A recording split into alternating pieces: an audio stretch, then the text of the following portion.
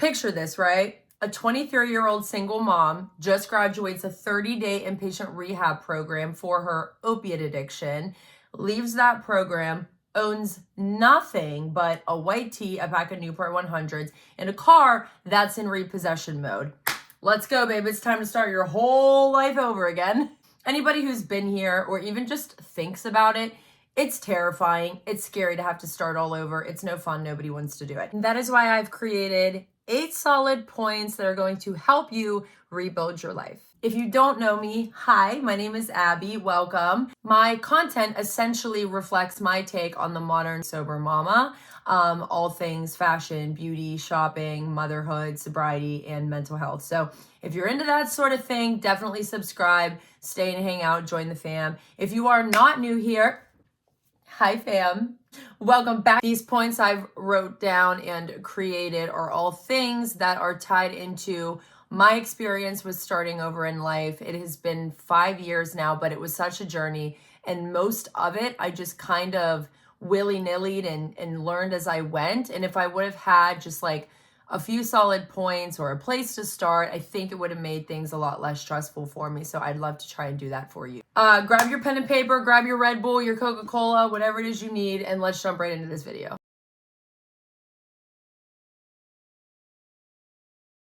Number 1, be careful with manifestation and manifestation videos that you are watching.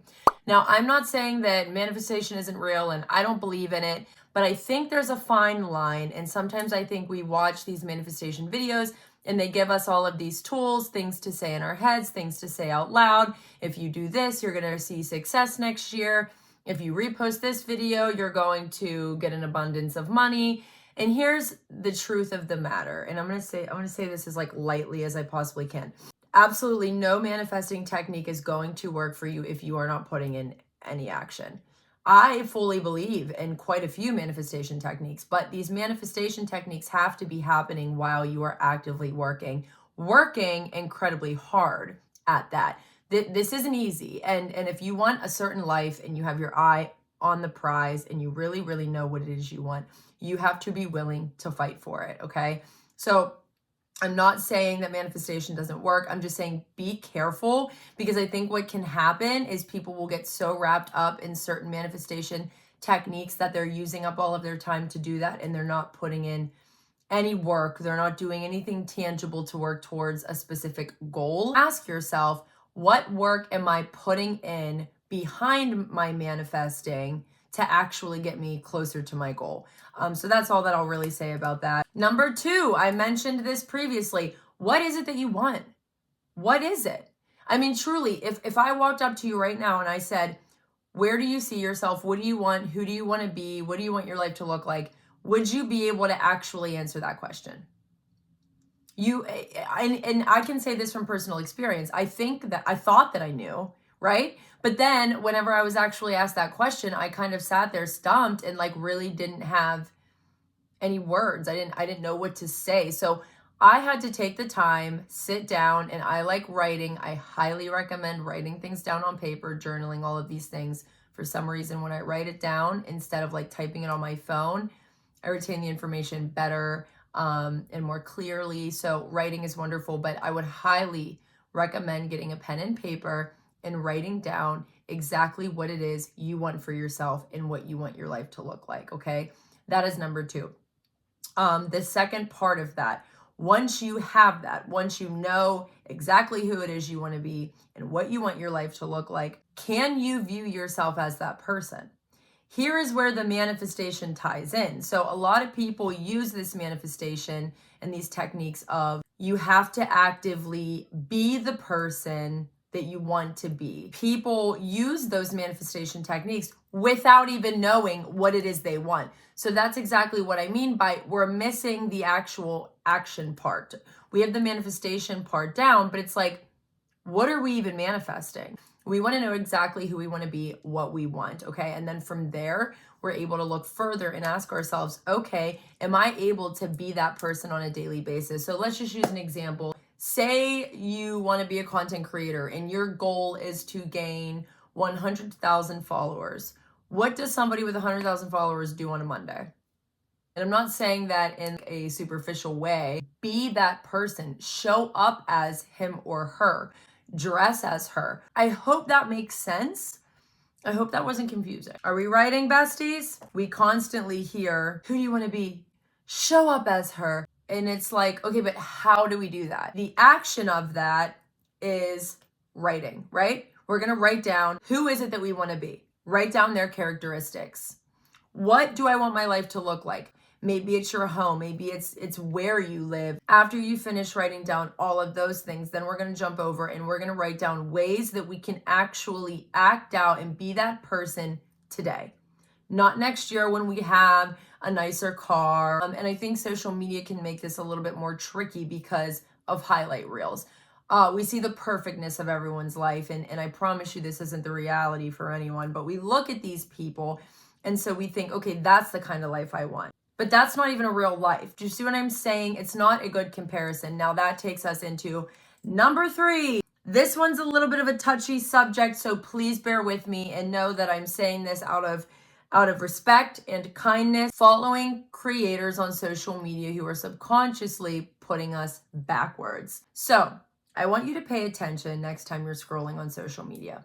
I'm willing to bet that there is at least one creator that you follow who you enjoy their content, you enjoy their videos, but when you leave their page, you feel worse about yourself, your circumstances, and your life. Again, sometimes we don't even notice this. Sometimes we're not even able to connect the dots that, okay, the way I'm feeling right now is actually connected to that video that I just watched, that highlight reel of how perfect their life looks, how aesthetically pleasing it is, how perfect their family is. Nothing is ever as it seems, and highlight reels are meant to show you the highlights of someone's life. Here's your next job that I want you to do, so make sure you write this down for number 3.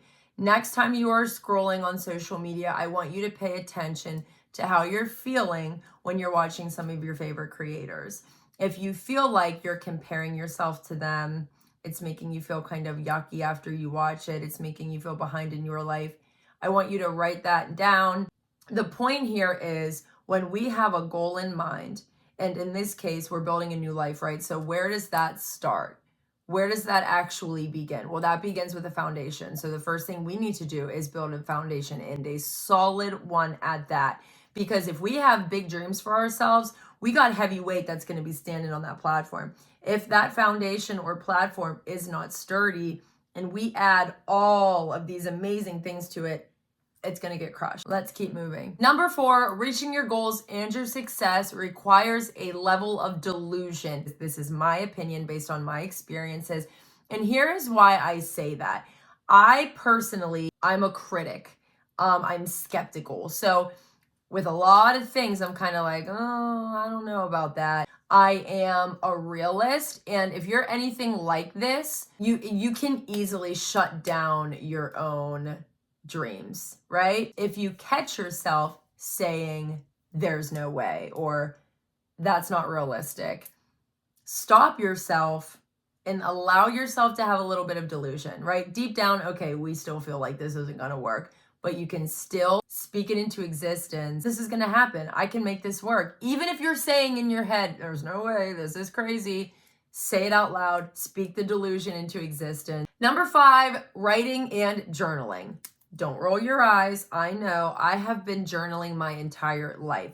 In fact, when I was in California getting sober, of course, I missed my daughter so badly. Like I would cry every single night. And so one of the tools that I picked up through a therapist to help me with those hard times was at night, at the times where I would cry and miss her, I would actually journal. And within those journal entries, I would talk about my day, what was going on in my life.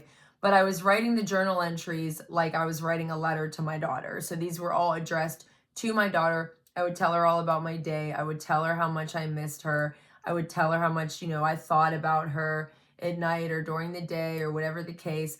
And I did this every night. And so the plan is when my daughter turns 18, I'm going to turn all of these journal entries into a book, and I'm going to give them to her when she's 18. She doesn't remember the details. She was about 3. But one thing she will tell you that she remembers is she just simply remembers me being gone, which is a big deal, right? As a little girl, like she just remembers not knowing where her mom was and being confused. And that can be very dangerous for a child, because the last thing that you want is for them to start to blame themselves. So that's another reason why I felt that these letters and being able to give them to her when she's old enough would be so important, because I think as she reads them, I think she'll understand a little bit more, and she won't have as many questions, or her questions, a lot of them will be answered, and she'll understand that it had nothing to do with her. So that's an example for me. There's a lot of different ways that writing can be beneficial to you in your life and your success in the future. Number 6 is, who is in your life? Are you still allowing toxic people in your life? You can't have the toxicity and the healthy success. It's just one of those things. You can't have both. You can't have your cake and eat it too. It just doesn't work that way, babe. It really, really doesn't. I'm gonna need you to cut them off. I know it is way easier said than done, but if you currently have a toxic person in your life and you're wanting to create a new life, that needs to be your first thing. It needs to be the first thing you do. Whatever you need to do to get yourself to that place where you can let go, start journaling, make a list. Why do you like them, right? Why are you still allowing them to stick around, in one column? And then in the other column, we need to put, why the hell do we need to get away from them? What makes them toxic? Number 7, this one's huge and it makes me mad, girlfriend. Victim mentality. Whoa me. Everything happens to me. Life isn't fair. I can't achieve that because I had to deal with this, that, and this, and you didn't. Well, you were able to do that because da da da da da. Stop making excuses. I'm gonna give you a little 3-tier list, and I need you to either write this down or remember it. Victim, survivor, thriver. Which one do you want to be? You can't thrive while being a victim. You just can't. You have got to stop making excuses. You have got to stop expecting other people to do things for you or make things happen for you. You need to get up and do it yourself, because the benefit of getting up and doing it yourself is nobody can take anything from you. That is probably the biggest sigh of relief that exists in my life, is to know that nobody can take anything from me. Okay, let's just quickly recap, and then I also want to mention briefly, if you guys want me to break down my entire story from the day I walked out of rehab until today, I am more than happy to do that. Definitely comment and let me know. I also want to remind you that no matter what your life looks like, no matter how beautiful it is, there's always going to be struggles in life. There's always going to be challenges that pop up at inconvenient times. It's always going to happen. I struggle. I am not this wealthy, well-off content creator who lives this lavish, beautiful life. I live in an old house. My bathroom doesn't even have an outlet because it's so old. I hate the fact that I have no room for anything. But where I was a little over 4 years ago compared to where I am today, there are way too many blessings for me to focus on the negative. And the more I appreciate my space in my home, even if there are things about it that drive me nuts, the closer I'm going to get to being able to buy a house. That's one of my long-term goals, is to buy a house. I swear to always keep it real with you guys. We don't have crazy money over here. We got white kitchen appliances, and there is no shame in my game. There's so many ways to turn negative things or things that you hate into gratitude. There's so many ways to do that. That's another good list that you could write down. Write down all of the things around you that you can't stand or that drive you nuts, and then directly next to it, see if you can find ways to be grateful for it, right?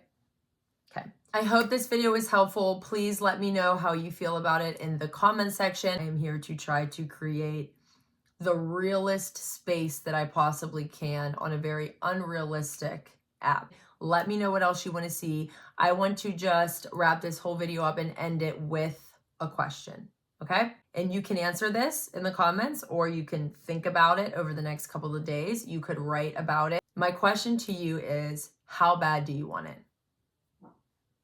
Because that is going to determine the amount of work you're going to be willing to put in to achieve these goals.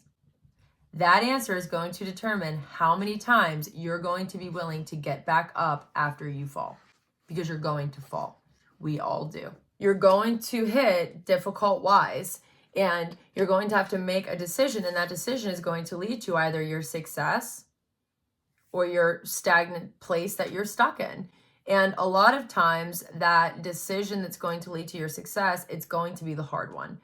there's going to be sacrifice. There's going to be pain, but it's all about the bigger picture. Okay, guys, I hope this was helpful. Drop those sobriety dates, drop where you're from. Let's get to know each other in the comment section, and I will see you guys very soon. Have a fabulous week. Bye.